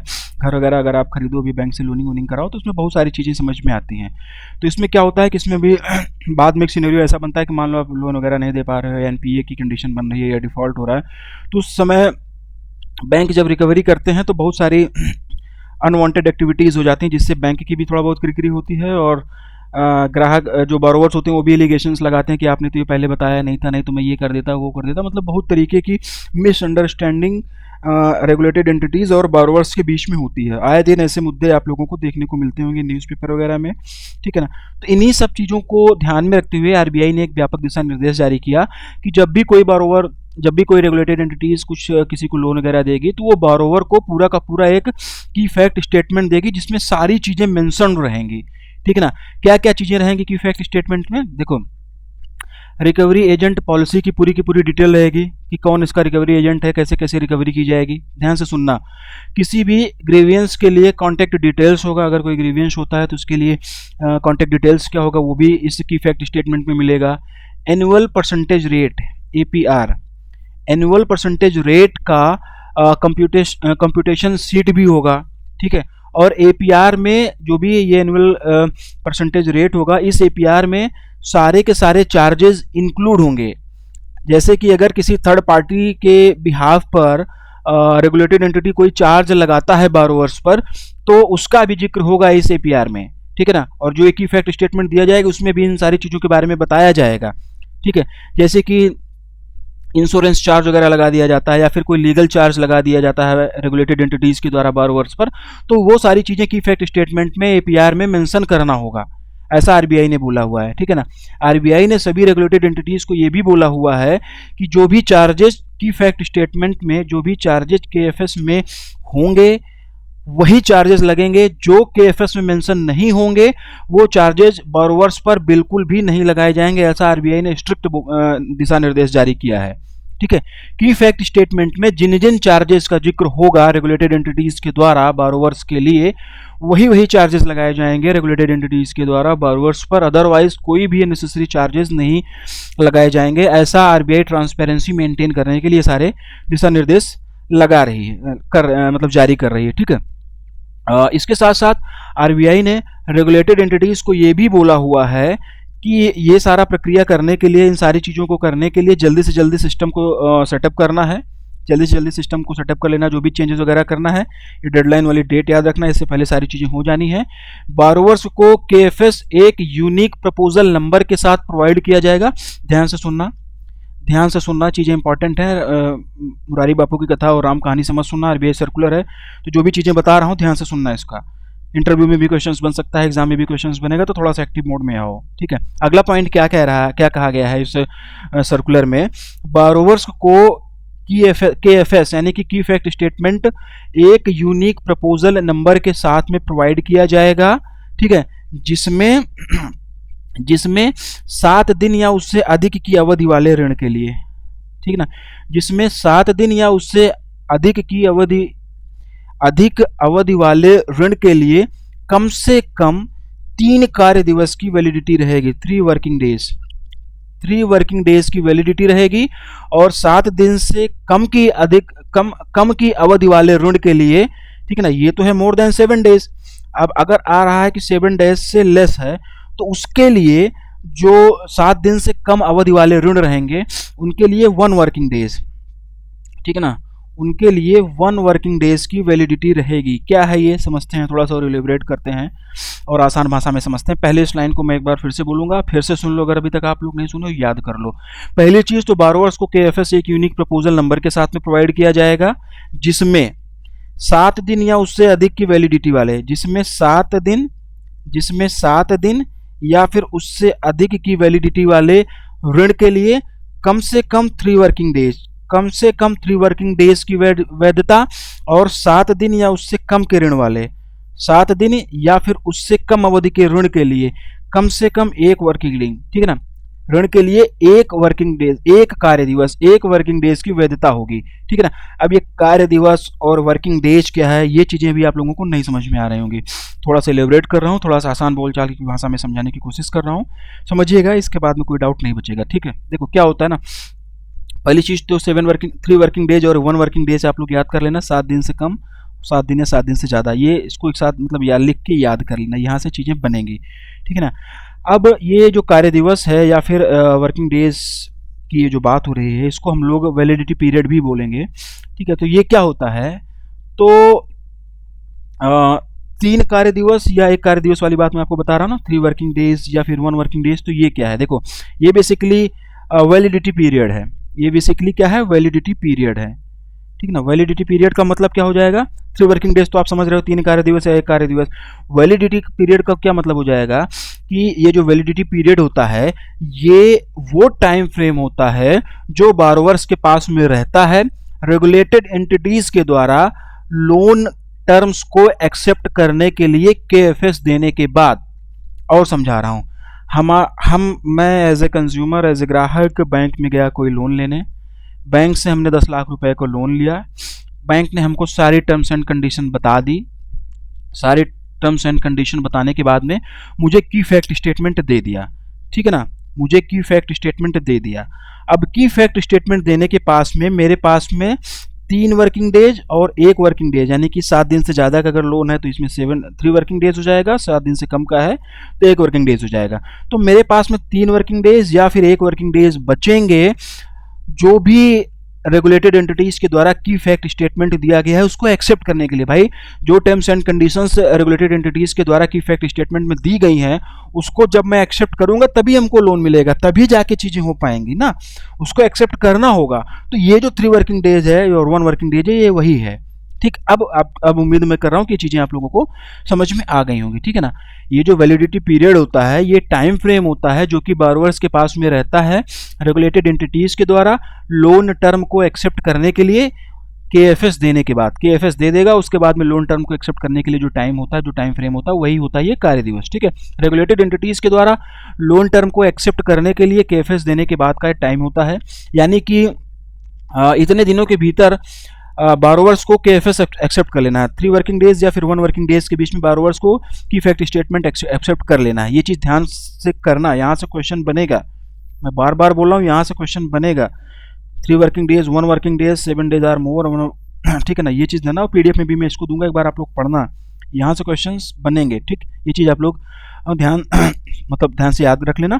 और आरबीआई ये सब इतना तामझाम क्यों कर रहा है, मैंने बताया ना, जिससे कि लेंडिंग प्रक्रिया में ट्रांसपेरेंसी आ सके, बाद में रिकवरी वगैरह के टाइम पर कहीं पर कोई भी विवाद ना हो। तो इस पूरे के पूरे सर्कुलर से आपको क्या याद रखना है, पहली चीज़ तो ये 1 अक्टूबर 2024 की डेट याद रखनी है। सभी रेगुलेटेड एंटिटीज़ के लिए ये गाइडलाइन जारी की गई है, जो कि लेंडिंग करते हैं, जो कि उधार देते हैं, जो कि लोन वगैरह देते हैं। ये चीज़ याद रखना कि फैक्ट स्टेटमेंट में क्या क्या चीज़ें आएंगी, जो मैंने आपको बताया था कि जितनी चीज़ें मेंशन है उतने ही चार्जेस लगाया जाएगा, इसके अलावा नहीं लगाया जा सकता है। इसके बाद जो सबसे ज़्यादा जरूरी चीज़ है वो 3 वर्किंग डेज और 1 वर्किंग डेज है। इससे ज़्यादा इस पर्टिकुलर क्वेश्चन में और सर्कुलर में कुछ भी और याद करने का नहीं है। PDF में थोड़ी सी डिटेल में मैं और दे दूंगा, वहाँ से एक बार आप लोग पढ़ लीजिएगा, चीज़ें आपको समझ में और बेहतर तरीके से आ जाएंगी। अप्रैल 2024 में SBI द्वारा जारी आर्थिक अनुसंधान विभाग यानी कि इकोनॉमिक रिसर्च डिपार्टमेंट की रिपोर्ट के अनुसार दिसंबर 2023 के अंत में वरिष्ठ नागरिक खातों में जमा की कुल राशि कितने प्रतिशत बढ़ गई है। यहाँ पर बात हो रही है दिसंबर 2023 की। दिसंबर 2023 के अंत तक जो भी सीनियर सिटीजन अकाउंट्स होते हैं उसमें जो डिपॉजिट्स है वो कितने परसेंटेज बढ़ गया है, ऐसा इस पर्टिकुलर क्वेश्चन में पूछा गया है। 143%, option number A is the right answer. किफायती आवास ऋण क्षेत्र में बंधक गारंटी समर्पित गृह ऋण उत्पाद लॉन्च करने के लिए किस बैंक ने हाल ही में भारत बंधक गारंटी निगम यानी कि IMGC के साथ में एक साझेदारी की है। ऑप्शंस दिए गए हैं आप लोगों के सामने। Bank of India, option number D is the right answer, ठीक है ना। किस बीमा कंपनी ने हाल ही में यंग माइंड्स के बीच बीमा नवाचारों को प्रोत्साहित करने के लिए आइडिएशन X का पहला संस्करण लॉन्च किया है। ये क्वेश्चन इंपॉर्टेंट है एग्जाम पॉइंट ऑफ व्यू से। सही उत्तर हो जाएगा इसका SBI लाइफ इंश्योरेंस। हाल ही में किस जीवन बीमा कंपनी ने जन स्मॉल फाइनेंस बैंक के ग्राहकों को जीवन बीमा उत्पाद पेश करने के लिए जन लघु वित्त बैंक के साथ में साझेदारी की है। क्वेश्चन का हिंदी में मतलब है। ऑप्शंस आप लोगों के सामने दिए गए हैं। Kotak Mahindra life insurance. Kotak Mahindra life insurance ने अभी हाल ही में जन स्मॉल फाइनेंस बैंक के साथ में पार्टनरशिप किया हुआ है, जिससे कि कोटक महिंद्रा लाइफ इंश्योरेंस के इंश्योरेंस प्रोडक्ट्स को जन स्मॉल फाइनेंस बैंक के ग्राहकों को इनके ब्रांचेस के थ्रू सेल आउट किए जा सकें। निम्नलिखित में से किस राज्य ग्रामीण आजीविका मिशन ने हाल ही में क्लस्टर लेवल फेडरेशन के माध्यम से स्वयं सहायता समूह की व्यक्तिगत महिलाओं के लिए प्रयास योजना का विस्तार करने के लिए सिडबी के साथ में एक समझौता ज्ञापन पर हस्ताक्षर किया है। ये इस क्वेश्चन का हिंदी में मतलब है। ऑप्शंस आप लोगों के सामने है और इसका सही उत्तर ये हो जाएगा, ठीक है ना। हाल ही में किस बैंक ने 12 अप्रैल 2024 को अपने 130वें स्थापना दिवस पर Anarkali Bazaar, Lahore to Dwarka, Delhi a 130 years saga of excellence नामक पुस्तक जारी की है, ठीक है ना। किसी बैंक का भी हाल ही में 130वां स्थापना दिवस मनाया गया था 12 अप्रैल 2024 को, तो उसी अवसर पर इसने ये बुक लॉन्च किया था, जारी किया था। तो कौन सी बैंक है ये इसमें पूछा गया है। सही उत्तर इसका पंजाब नेशनल बैंक हो जाएगा। पंजाब नेशनल बैंक का भी हाल ही में 130वां स्थापना दिवस मनाया गया था। हाल ही में किस बीमा कंपनी ने व्हाट्सएप पर प्रीमियम भुगतान विकल्प पेश करने के लिए मेटा के साथ में साझेदारी की है। ये इस क्वेश्चन का हिंदी में मतलब है। ऑप्शंस आप लोगों के सामने दिए गए हैं। बजाज एलियांज लाइफ इंश्योरेंस इसका सही उत्तर हो जाएगा। IFSC ने गिफ्ट सिटी को क्लाइमेट फाइनेंस हब में बदलने के उद्देश्य से जलवायु वित्त उत्पादों को लॉन्च करने के लिए एक रूपरेखा तैयार करने के लिए एक स्थायी समिति का गठन किया है। ये समिति जो है किस डेट तक अपनी रिपोर्ट सरकार को सौंप देगी, ये इसमें पूछा गया है। और इसका जो सही उत्तर हो जाएगा end of the May 2024, option number B. Option number B. पर्यावरण अनुकूल NCMC डेबिट और प्रीपेड कार्ड लॉन्च करने के लिए किस बैंक ने हाल ही में NPCI के साथ में कोलैबोरेशन किया हुआ है, सहयोग किया हुआ है, ये इसमें पूछा गया है। Airtel payment bank, option number A is the right answer. UPI पर अपनी क्रेडिट सेवाएं शुरू करने के लिए किस कंपनी ने हाल ही में NPCI के साथ में साझेदारी की है। इसका सही उत्तर हो जाएगा Amazon Pay, option number B. Ashok Leyland ने हाल ही में बैंक के डीलर वित्त कार्यक्रम के तहत डीलरों को वित्त पोषित करने के लिए किस बैंक के साथ एक समझौता ज्ञापन पर हस्ताक्षर किए हैं। ये इस क्वेश्चन का हिंदी में मतलब है south Indian bank, option number D is the right answer. RBI ने हाल ही में सर्वोदय सहकारी बैंक पर उनके खातों से अधिकतम कितने रुपए निकालने तक ही परमिशन दी है, कितने रुपए निकालने पर प्रतिबंध लगा दिया है। ये इसका हिंदी में मतलब है 15,000 रुपये, option number C is the right answer. भारतीय बीमा विनियामक और विकास प्राधिकरण IRDAI ने हाल ही में किस तारीख को अपनी रजत जयंती यानी कि 25 वर्ष सेलिब्रेट किया है, मनाया है, ये इसमें पूछा गया है। ऑप्शंस दिए गए हैं आप लोगों के सामने। सही उत्तर इसका हो जाएगा 19 अप्रैल 2024। हाल ही में किस बैंक ने यात्रियों की सुविधा के लिए भारत बिल पे प्लेटफॉर्म पर national common mobility card NCMC card पेश करने के लिए NPCI Bharat bill pay limited के साथ में साझेदारी की है। ये इस क्वेश्चन का हिंदी में मतलब है। ऑप्शन दिया गया है आप लोगों के सामने। State Bank of India, option number B is the right answer. हाल ही में किस कंपनी का नाम बदलकर बंधन लाइफ रख दिया गया है। ये इस क्वेश्चन का हिंदी में मतलब है। ऑप्शन दिए गए हैं। इसका जो सही उत्तर हो जाएगा एजियोन लाइफ इंश्योरेंस, ठीक है ना। हाल ही में किस कंपनी को पेमेंट एग्रीगेटर लाइसेंस के लिए RBI से सैद्धांतिक मंजूरी मिली है, ये इसमें पूछा गया है। ऑप्शंस दिए गए हैं आप लोगों के सामने। सही उत्तर इसका होगा क्रेड। हाल ही में RBI द्वारा धनलक्ष्मी बैंक के MD एंड CEO के रूप में किसे नियुक्त किया गया है, ये इसमें पूछा गया है। Ajit Kumar KK, option number D is the right answer. KK M मिस्त्री को हाल ही में IRDAI ने किस बीमा कंपनी का अध्यक्ष नियुक्त किया है, ये इसमें पूछा गया है। HDFC life insurance, option number C is the right answer. S&P global market intelligence द्वारा जारी संपत्ति के आधार पर एशिया प्रशांत क्षेत्र 2024 में शीर्ष 50 सबसे बड़े बैंकों की सूची में कितने भारतीय बैंक शामिल हैं, ये इसमें पूछा गया है। ऑप्शंस दिए गए हैं आप लोगों के सामने, इसका सही उत्तर हो जाएगा 3। ठीक है, 3 भारतीय बैंक टॉप 50 लार्जेस्ट बैंक में फीचर्ड किए गए हैं। और ये जो रिपोर्ट आई हुई है S&P ग्लोबल मार्केट इंटेलिजेंस के द्वारा ये रिपोर्ट आई हुई है, रिपोर्ट का नाम क्या है, Asia Pacific region by assets 2024। इस लिस्ट में 3 भारतीय बैंकों को टॉप 50 लार्जेस्ट बैंकों की सूची में शामिल किया गया। कौन कौन से 3 भारतीय बैंक हैं, उनका नाम भी जानना जरूरी है। पहला है SBI, सेकंड नंबर पर है HDFC, थर्ड नंबर पर है ICICI बैंक। ठीक है ना, ये 3 बैंक हैं। कुछ एक पॉइंट्स और हैं इस रिपोर्ट से संबंधित, उसको भी थोड़ा हम लोग जान लेते हैं, एग्जाम पॉइंट ऑफ व्यू से वो भी थोड़ा सा जरूरी बनेगा। पहली चीज़ तो इस रिपोर्ट का ये नाम आप लोग याद रखना। इस रिपोर्ट को जारी किसने किया था, S&P ग्लोबल ने जारी की था, ये याद रखना। ठीक है, और ये 2023 में इन तीनों इंडियन बैंक का जो कमुलेटिव एसेट है, ठीक है, कमुलेटिव मतलब मिलाकर 1.51 ट्रिलियन USD का है। ठीक है ना, ट्रिलियन USD का है इन तीनों बैंकों का कमुलेटिव एसेट जो है वो 2023 में मिलाकर इतना है।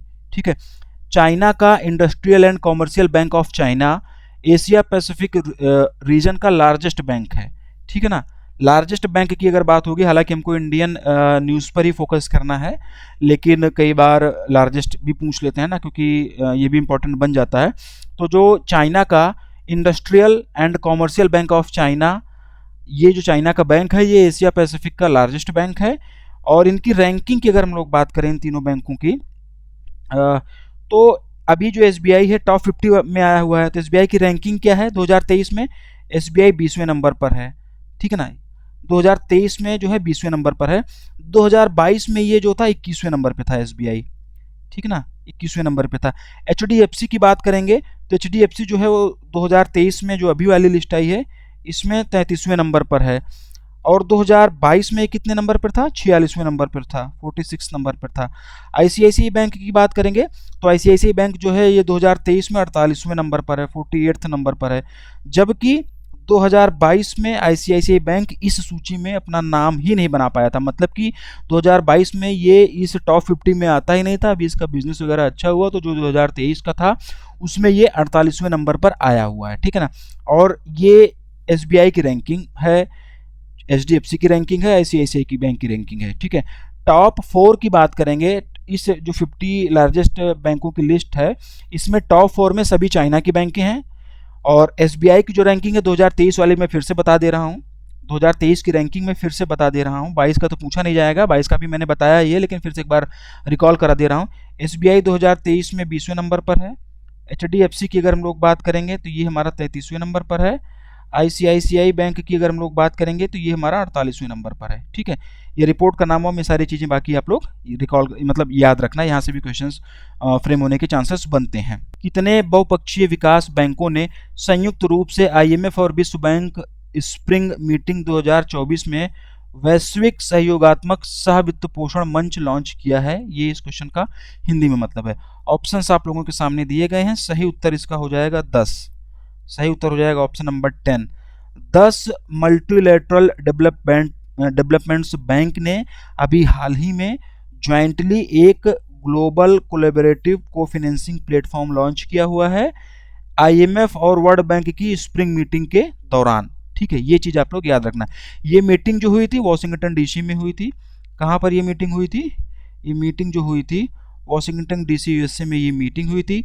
इस मीटिंग के दौरान 10 मल्टीलेटरल डेवलपमेंट बैंक ने मिलकर ज्वाइंटली एक ग्लोबल कोलैबोरेटिव कोफाइनेंसिंग प्लेटफॉर्म लॉन्च किया हुआ है।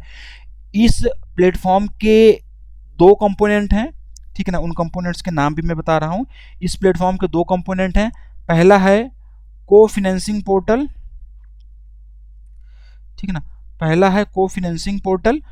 ठीक है, यह पोर्टल वर्ल्ड बैंक के द्वारा होस्ट किया जाएगा। ये किसके द्वारा होस्ट किया जाएगा ये भी पूछा जा सकता है, ये वर्ल्ड बैंक के द्वारा होस्ट किया जाएगा। दूसरा है कोफाइनेंसिंग फोरम। एक में पोर्टल लगा है, एक में फोरम लिखा हुआ है, बस इतना ही है। ठीक है ना, दूसरा है, 2 कंपोनेंट हैं इसके। पहला है कोफाइनेंसिंग पोर्टल, ये वर्ल्ड बैंक के द्वारा होस्ट किया जाएगा। दूसरा है को फाइनेंसिंग फोरम। ठीक है, अब इन सब के डिटेल्स वगैरह में जाने की जरूरत नहीं, उतना इंपॉर्टेंट वो नहीं बनेगा। एक चीज़ यहाँ पे जो जानना और जरूरी है वो ये जान लेना जरूरी है कि ये जो 10 मल्टीलेटरल डेवलपमेंट बैंक्स हैं इनके नाम जान लेना जरूरी है। पीडीएफ में मैं इन सबके नाम मैं दूंगा, एक बार जल्दी से मैं यहाँ पे बोल दे रहा हूँ तो थोड़ा बहुत आपको आइडिया जिससे लग जाएगा, थोड़ा सा याद रहेगा। पीडीएफ में जब आप लोग पढ़ेंगे तो रिवीजन के टाइम पे चीज़ें आपके दिमाग में बैठ जाएंगी। ठीक है, इन 10 के नाम हम लोग जानते हैं। पहला है AIIB यानी कि एशियन इंफ्रास्ट्रक्चर इन्वेस्टमेंट बैंक। दूसरा है वर्ल्ड बैंक ग्रुप, ठीक ना, वर्ल्ड बैंक ग्रुप दूसरा है। तीसरा है अफ्रीकन डेवलपमेंट बैंक, तीसरा है अफ्रीकन डेवलपमेंट बैंक। चौथा है न्यू डेवलपमेंट बैंक, चौथा है न्यू डेवलपमेंट बैंक। पांचवा है इस्लामिक डेवलपमेंट बैंक। छठा है इंटर अमेरिकन डेवलपमेंट बैंक। सातवां है European investment bank, European investment bank. आठवां है European bank for reconstruction and development. नौवां है council of Europe development bank. और 10वें की अगर हम लोग बात करेंगे तो एशियन डेवलपमेंट बैंक, ADB। ठीक है ना, ये 10वां हो जाएगा। और इससे ज़्यादा इसके डीप में नहीं जाएंगे, इसकी फंक्शनिंग वगैरह नहीं हम लोग जानेंगे, उसके काम वगैरह क्या होते हैं, इन सारी चीज़ों में जाने की जरूरत नहीं है। एग्जाम पॉइंट ऑफ व्यू से जो चीज़ें जरूरी रहती हैं उतनी चीज़ें आप लोगों को यहाँ पे कवर कराई जाती हैं। अननेसेसरी चीज़ों में उलझने का कोई बहुत बड़ा फायदा होता नहीं है। हाल ही में किस नियो बैंक को प्रीपेड कार्ड और प्रीपेड वॉलेट सहित प्रीपेड भुगतान उपकरण PPI जारी करने के लिए RBI से सैद्धांतिक मंजूरी मिली हुई है, ये इसमें पूछा गया है। और इसका जो सही उत्तर हो जाएगा revolt India, option number C। हरित वित्त पोषण को बढ़ावा देने के लिए किस संगठन ने हाल ही में जलवायु नीति 2030 दस्तावेज जारी किया है? ऑप्शंस आप लोगों के सामने दिए गए हैं। सही उत्तर जो इसका हो जाएगा नाबार्ड हो जाएगा।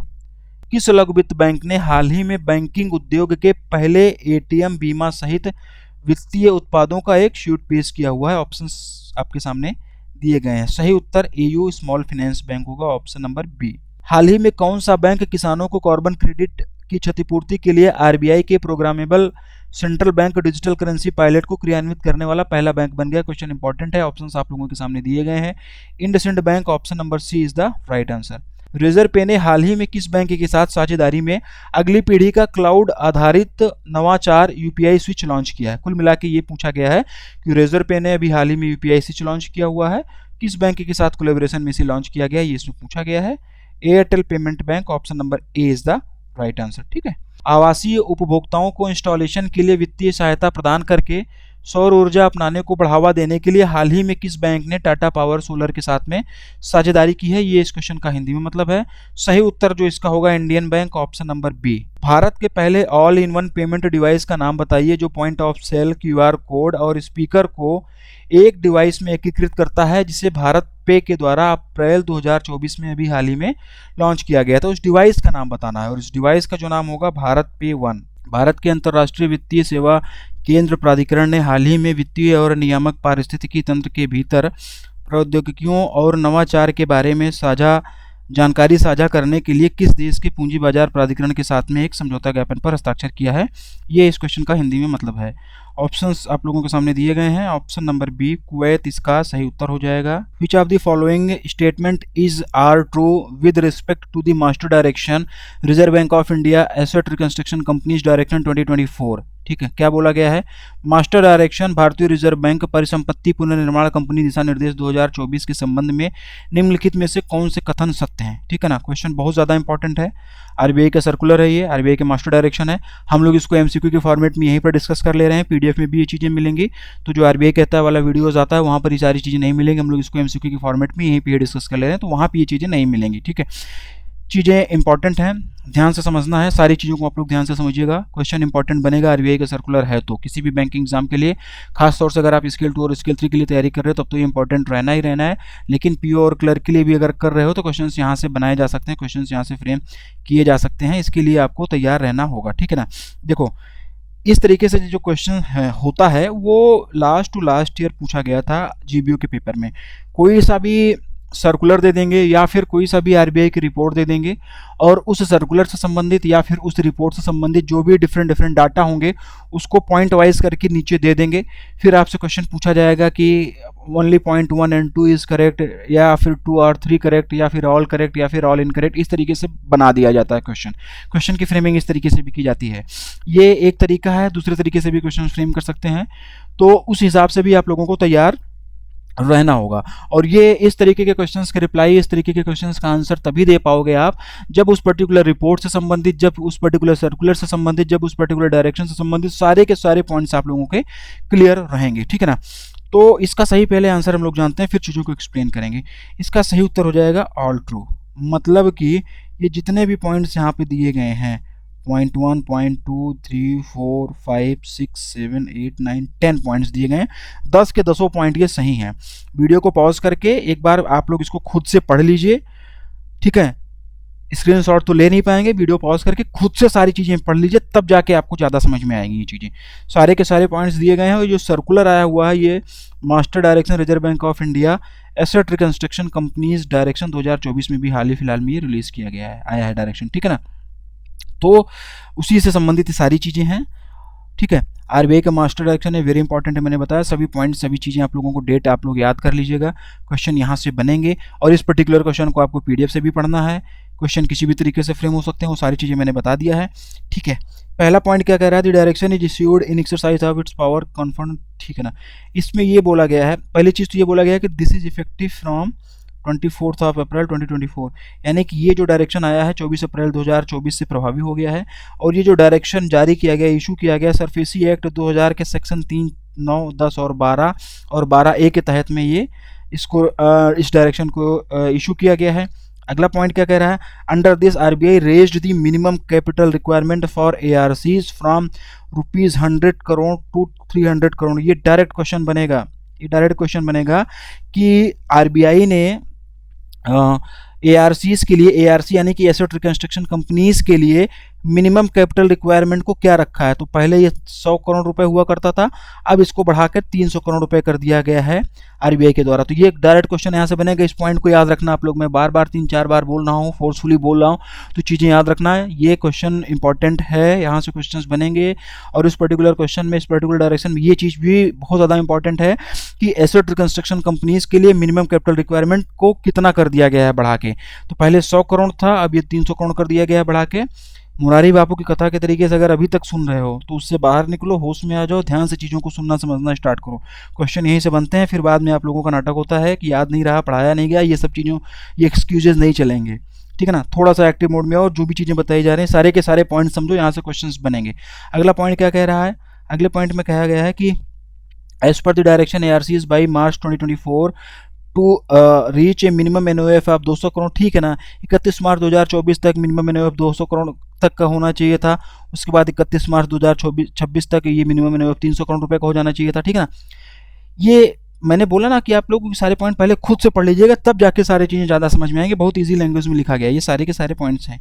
ये चीज़ आप लोग याद कर लेना। आप लोग क्या बोला गया, ARC should also establish a policy of financial asset realization ensuring that the realization period does not exceed 5 years from the acquisition date। इसमें यही बोला गया कि ARCs को जो है एक फिनेंशियल एसेट रियलाइजेशन के लिए पॉलिसी इस्टेब्लिश करना होगा और ये इंश्योर करना होगा कि जो रियलाइजेशन पीरियड है वो 5 साल से ज़्यादा ना एक्सीड करे एक्विजिशन डेट से, ठीक है ना।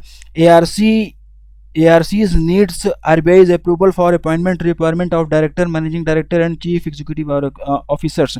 ARCs को managing director, chief executive officers, directors, इन सब के अपॉइंटमेंट और रीअपॉइंटमेंट के लिए आरबीआई से अप्रूवल लेना होगा। within 90 days of receiving COR certificate of registration every ARC must develop a board approved financial asset acquisition policy। मतलब कि ARCs को सर्टिफिकेट ऑफ रजिस्ट्रेशन मिलने के 90 दिनों के भीतर में उसको एक board approved financial asset acquisition policy बनाना होगा, ठीक है ना। ये 90 डेज भी आप लोग याद रखना। An ARC must commence operation within 6 month, ये ध्यान रखना। An ARC must commence operation within 6 month of receiving COR। RBI में grant and extension of up to 12 month upon application from the RSC। मतलब कि certificate of registration मिलने के 6 महीने के भीतर में RSCs को ARCs को ऑपरेशंस अपने स्टार्ट कर देने हैं। 6 महीने का टाइम ही आप लोग याद रखिएगा। 12 महीने का जो है एक्सटेंशन दिया जा सकता है ARCs की एप्लीकेशन पर RBI के द्वारा, ठीक है। अगला क्या बोला गया है, every ARC maintain a capital adequacy ratio of at least 15%, ये भी याद रखना, ठीक है ना, of total risk weighted assets before starting scrutinization और asset reconstruction operations. And ARC must apply registration and, ठीक है, वही चीज़ होगा, सरफेसी एक्ट सेक्शन 3 के तहत में इसको अप्लाई करना होगा। ये चीज़ आप लोग याद रखना, ठीक है ना। जितने भी पॉइंट्स यहाँ पे दिए गए हैं, ठीक है। ARCs also can invest in short term investment like money market, mutual funds, certificate of deposits, corporate bonds, commercial papers with a rating of AA और higher by eligible credit rating agencies, ठीक है ना। ये भी बोला गया है कि ARCs जो हैं वो शॉर्ट टर्म इंस्ट्रूमेंट्स में भी इन्वेस्ट मतलब कर सकते हैं, जैसे कि money market, mutual fund, certificate of deposits, corporate bond, commercial paper, इन सारी चीज़ों में, ठीक है। तो जो भी पॉइंट्स दिया गया है, सारे पॉइंट्स को आप लोग पढ़ना, मैक्सिमम चीज़ें मैंने आपको बताया हुआ है। वीडियो पॉज करके पहले से आप लोगों को पढ़ लेना था। ये एक सर्कुलर का पॉइंट था, इस पर्टिकुलर सर्कुलर से संबंधित जो भी चीज़ें इंपॉर्टेंट थी वो सब कुछ आप लोगों को मैंने पढ़ा दिया है, ठीक है। Question exam point of view से ये बढ़िया था। आगे बढ़ते हैं। कैबिनेट की नियुक्ति समिति ने 3 मई 2024 से कितने वर्ष की अवधि के लिए टी रविशंकर को RBI के डिप्टी गवर्नर के रूप में फिर से नियुक्त किया है? ये इस क्वेश्चन का हिंदी में मतलब है। ऑप्शंस आप लोगों के सामने दिया गया है। 1 साल इसका सही उत्तर हो जाएगा। 1 साल के लिए उनको, टी रविशंकर जी को 1 साल के लिए RBI के डिप्टी गवर्नर के रूप में जो है उनको फिर से रीअपॉइंट किया गया है। RBI के द्वारा हाल ही में गैर अनुपालन के लिए नैफिन्स पर कितना मौद्रिक जुर्माना लगाया गया है, ये इसमें पूछा गया है। 10 लाख रुपए। Option number C is the right answer, ठीक। RBI ने हाल ही में किस बैंक को ऑनलाइन नए ग्राहक जोड़ने और नए क्रेडिट कार्ड जारी करने से प्रतिबंधित कर दिया है? ये इस क्वेश्चन का हिंदी में मतलब दिया गया है। ऑप्शन आप लोगों के सामने दिए गए हैं। Kotak Mahindra Bank. Option number D is the right answer. हाल ही में किस कंपनी को पेमेंट एग्रीगेटर के रूप में काम करने के लिए RBI की मंजूरी मिली हुई है? ये इस क्वेश्चन का हिंदी में मतलब है। ऑप्शंस आप लोगों के सामने दिए गए हैं। सही उत्तर हो जाएगा इसका CPU। डिजिटल कृषि ऋण को तेजी से आगे बढ़ाने के लिए किस नियामक संस्था ने हाल ही में रिजर्व बैंक इनोवेशन हब के साथ में समझौता ज्ञापन पर हस्ताक्षर किए हैं? ये इस क्वेश्चन का हिंदी मतलब है। ऑप्शंस भी आप लोगों के सामने दिए गए हैं। सही उत्तर इसका हो जाएगा national bank for agriculture and rural development, यानी कि NABARD. CRISIL ESG rating and analytics limited को हाल ही में पर्यावरण और सामाजिक और शासन रेटिंग के श्रेणी 1 प्रदाता के रूप में कार्य करने के लिए किस नियामक संस्था से मंजूरी मिली है? ये इस क्वेश्चन का हिंदी में मतलब है। सही उत्तर इसका होगा सेबी। भारत की पहली upgradable automated teller machine ATM हाल ही में किस कंपनी द्वारा लॉन्च की गई थी? ये इस क्वेश्चन का हिंदी में मतलब है। ऑप्शंस आप लोगों के सामने दिए गए हैं। हिटैची पेमेंट सर्विसेज प्राइवेट लिमिटेड। ये इंपॉर्टेंट है, ये क्वेश्चन इंपॉर्टेंट है। RBI ने हाल ही में लघु वित्त बैंकों से यूनिवर्सल बैंकों में स्वैच्छिक परिवर्तन के लिए पात्रता शर्तों के रूप में एक रूपरेखा तैयार की है। इस ढांचे से संबंधित निम्नलिखित में से कौन सा बिंदु सही है, ठीक है ना। अगर कोई small finance bank universal bank में कन्वर्ट होना चाह रहा है तो उसकी क्या एलिजिबिलिटी कंडीशंस हैं, क्या क्या चीज़ें हैं, उसके लिए एक डिटेल, एक प्रॉपर फ्रेमवर्क भी RBI के द्वारा जारी किया गया है। ये क्वेश्चन इसलिए भी इंपॉर्टेंट होता है। उस पर्टिकुलर फ्रेमवर्क से संबंधित जितने भी 4 पॉइंट दिए गए हैं, इसमें से 4 कौन से पॉइंट सही है, ये इसमें पूछा गया है। सही उत्तर इसका हो जाएगा ऑल करेक्ट, ऑप्शन नंबर ए। सही उत्तर हो जाएगा इसका ऑल करेक्ट, ऑप्शन नंबर ए। अगर अभी तक, फिर से मैं बता रहा हूँ, अगर अभी तक मुरारी बापू की तरीके से लेट के सुन रहे थे तो फिर से एक्टिव हो जाओ। ये चीज़ें जरूरी हैं, ये क्वेश्चन इंपॉर्टेंट है, चीज़ें यहाँ से पूछी जाएंगी। RBI का गाइडलाइन है, इंपॉर्टेंट बनेगा ये आप लोगों के लिए, ठीक है ना। ठीक है, ये तो इस पर्टिकुलर सर्कुलर के जो सबसे ज़्यादा महत्वपूर्ण पॉइंट्स थे उसको मैंने यहाँ पर ऑप्शन में दे दिया गया है। बाकी कुछ एक चीज़ें और हैं इस पर्टिकुलर सर्कुलर में, उसको मैं PDF में दूंगा, वहाँ से एक बार आप लोग पढ़ लीजिएगा। क्वेश्चन यहाँ से बनने के पूरे चांसेस हैं। कौन कौन से पॉइंट्स हैं वो हम एक बार यहाँ पे जान लेते हैं। देखिए, पहला पॉइंट क्या कह रहा है, SFB must have a minimum net worth of 1000 crores as at the end of the previous quarter to convert from SFB into universal bank. SFB से यूनिवर्सल बैंक में कन्वर्ट होने से पहले, उससे प्रीवियस वाले क्वार्टर के एंड में 1000 करोड़ रुपए की मिनिमम नेटवर्थ होनी चाहिए SFB की, तब जाके वो कन्वर्ट हो पाएगा। अगला पॉइंट क्या कह रहा है, SFB should have scheduled status with satisfactory track record of performance for a minimum period of 5 years converted from SFB into universal bank. यानी कि SFB से यूनिवर्सल बैंक में कन्वर्ट होने के लिए जो SFB है उसके पास में मिनिमम 5 साल का अच्छा ट्रैक रिकॉर्ड होना चाहिए काम करने का, ठीक है। SFB should have a net profit in the last 2 financial year to convert SFB into universal bank. यानी कि स्मॉल फाइनेंस बैंक से यूनिवर्सल बैंक में कन्वर्ट होने के लिए जो स्मॉल फाइनेंस बैंक होगी उसका लास्ट 2 फाइनेंशियल ईयर में प्रॉफिट होना चाहिए। In order to convert from SFB into universal bank, ठीक है, SFB से यूनिवर्सल बैंक में कन्वर्ट होने के लिए SFB should have gross non performing asset and net non performing asset of less than or equal to 3% and 1% respectively in last 2 financial year. यानी कि SFB से यूनिवर्सल बैंक में convert होने के लिए जो एसएफबीज है वो लास्ट 2 फाइनेंशियल ईयर में उसका जो ग्रॉस नॉन परफॉर्मिंग एसेट है और उसका जो नेट नॉन परफॉर्मिंग एसेट है वो क्रमशः 3% के बराबर या 3% से कम होना चाहिए, 1% के बराबर या 1% से कम होना चाहिए। तो ये 4 पॉइंट यहाँ पे दिए गए थे। ये 4 पॉइंट बहुत ज़्यादा ज़रूरी थे। वीडियो के स्टार्टिंग में इस वीडियो को पॉज करके इन चारों पॉइंट को आप लोगों को एक बार खुद से पढ़ना था। अगर अभी तक नहीं किया तो वीडियो को पीछे करके फिर से एक बार पढ़ लो। ये चारों चीज़ें इंपॉर्टेंट हैं। इससे संबंधित कुछ एक पॉइंट्स और हैं जो मैं पीडीएफ में भी दूंगा, वहाँ से आप लोग पढ़िएगा। जो सबसे ज़्यादा जरूरी चीज़ें थी, जहाँ से क्वेश्चंस बनने के ज़्यादा चांसेस होते हैं, उसको मैंने यहाँ पर फ्रेम कर दिया है। कुछ एक बातें इससे और हम लोग जान लेते हैं, ठीक है ना। इस पर्टिकुलर सर्कुलर से संबंधित, इस पर्टिकुलर गाइडलाइन से संबंधित कुछ एक बातें हम लोग और जान लेते हैं। बीआर एक्ट 1949 के सेक्शन 21 के सब सेक्शन 1 के तहत में आरबीआई ने ये डायरेक्शन जारी किया है, ये इंस्ट्रक्शन जारी किया है। स्मॉल फाइनेंस बैंक से यूनिवर्सल बैंक में कन्वर्ट होने के लिए स्मॉल फाइनेंस बैंक के पास में कोई आइडेंटिफाइड प्रमोटर होने की आवश्यकता नहीं है, और अगर कोई एलिजिबल एसएफबी है और वो यूनिवर्सल बैंक में कन्वर्ट हो रहा है तो इस प्रक्रिया के दौरान वो कोई नया प्रमोटर ऐड नहीं कर सकता है और ना ही पुराने प्रमोटर से कोई छेड़खानी कर सकता है, यानी कि ना ही पुराने प्रमोटर्स को हटा सकता है ना नए ऐड कर सकता है, ठीक है ना। अगला पॉइंट इस सर्कुलर में ये भी बोला गया है कि डाइवर्सिफाइड लोन पोर्टफोलियो वाले स्मॉल फाइनेंस बैंक को यूनिवर्सल बैंक में कन्वर्ट करने के लिए ज़्यादा प्रेफरेंस दिया जाएगा, ठीक है ना। एक क्वेश्चन है आप लोगों के लिए मैं यहाँ पे छोड़ रहा हूँ। अभी तक टोटल 12 स्मॉल फाइनेंस बैंक हुआ करते थे, लेकिन अभी हाल ही में फिनकेयर और एयू स्मॉल फाइनेंस बैंक का मर्जर हो गया। उस मर्जर हो जाने के बाद में इंडिया में टोटल 11 स्मॉल फाइनेंस बैंक बचे हैं। तो ये क्वेश्चन भी पूछा जा सकता है। कितने पब्लिक सेक्टर बैंक हैं ये आप लोग कमेंट कर बताओगे। आगे हम लोग बढ़ते हैं अपने अगले क्वेश्चन की तरफ। मोबाइल फाइनेंशियल सर्विसेज और फिनटेक सॉल्यूशंस में नवाचार को बढ़ावा देने के लिए किस संगठन ने हाल ही में आईआईटी कानपुर में foundation for innovation and research in science and technology के साथ में साझेदारी की है। ये फर्स्ट का फुल फॉर्म याद रखना, आईआईटी कानपुर के अंदर ही है ये, ठीक ना। और किस कंपनी ने इसके साथ में साझेदारी की हुई है इसमें पूछा गया है। क्यों साझेदारी की हुई है? जिससे कि मोबाइल फाइनेंशियल सर्विसेज और फिनटेक सॉल्यूशंस को इन दोनों क्षेत्रों में इनोवेशन को बूस्टअप किया जा सके। इसका सही उत्तर हो जाएगा इरेक्शन इंडिया, ऑप्शन नंबर बी, इरेक्शन इंडिया इसका सही उत्तर हो जाएगा। किस मंत्रालय के तहत पेंशन और पेंशनभोगी कल्याण विभाग ने हाल ही में बैंक ऑफ इंडिया का एकीकृत पेंशनभोगी पोर्टल लॉन्च किया है? ये इस क्वेश्चन का हिंदी में मतलब है।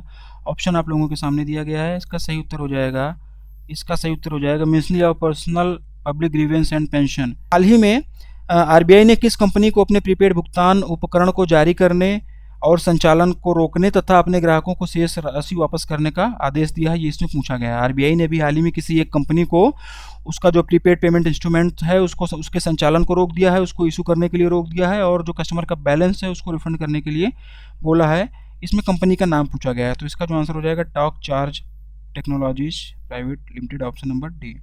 किस फिनटेक कंपनी ने हाल ही में एक ऑफलाइन यूपीआई आधारित स्कैन एंड पे सर्विस लॉन्च की है, जो कि उपयोगकर्ताओं को अपने बैंक खातों से भुगतान के लिए क्यूआर कोड स्कैन करने में सक्षम बनाती है? ऑप्शंस आप लोगों के सामने दिया गया, सही उत्तर इसका करेक्ट हो जाएगा, ठीक है। हाल ही में किस बैंक ने HCL यूनिका प्लेटफॉर्म का उपयोग करके अपने ग्राहक संपर्क ढांचे को डिजिटल रूप से बदलने के लिए HCL सॉफ्टवेयर के साथ 5 साल का समझौता ज्ञापन पर हस्ताक्षर किया है?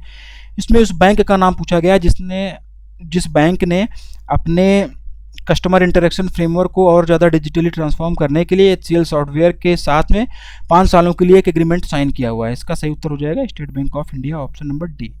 स्टेट बैंक ऑफ इंडिया ने HCL सॉफ्टवेयर के साथ में 5 साल का एक एग्रीमेंट साइन किया है। क्यों साइन किया है ये क्वेश्चन में ही बता दिया गया, ठीक है। तो इसका जो सही उत्तर हो जाएगा स्टेट बैंक ऑफ इंडिया। आज की क्लास हम लोग यहीं पर खत्म करेंगे। अप्रैल हम लोगों ने आज कंप्लीट कर दिया। 30 अप्रैल तक की बैंकिंग एंड फाइनेंशियल अवेयरनेस आप लोगों को आज कंप्लीट कर दी गई है। 1 या 2 दिन में आप लोगों को इसकी पीडीएफ मिल जाएगी। आने वाली अगली क्लासेस में हम लोग मई से बैंकिंग एंड फाइनेंशियल अवेयरनेस को फिर से पढ़ना स्टार्ट करेंगे।